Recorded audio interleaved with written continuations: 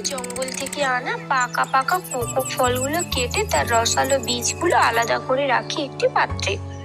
তারপর ওগুলোকে কিছুক্ষণ ঢেকে রাখি যাতে এর থেকে বেরিয়ে আসে প্রাকৃতিক মিষ্টি ঘ্রাণ আর গভীর স্বাদ।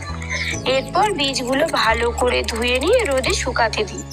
এতে এর কষ ভাব কমে যায় আর মিষ্টত্ব ভাব আরো বেড়ে যায়। এরপর শুকনো বীজগুলো গরম বালিতে হালকা আঁচে ভেজে নিই। তারপর তার খোলা ছাড়িয়ে রেখে দিই খাঁটি বীজগুলো। এরপর সেগুলো দেশি মেশিন দিয়ে একেবারে মিহি করে পিসি। এই বাটা কোকো হালকা গরম জলে বসিয়ে চিনি দিয়ে ততক্ষণ নাড়তে থাকি যতক্ষণ না সেটি একটি পেস্টে পরিণত হয়। এরপর সেই পেস্টগুলো ছোট বড় নানা ছাঁচে ঢেলে কয়েক ঘন্টার জন্য ঠান্ডা করতে রেখে দিই।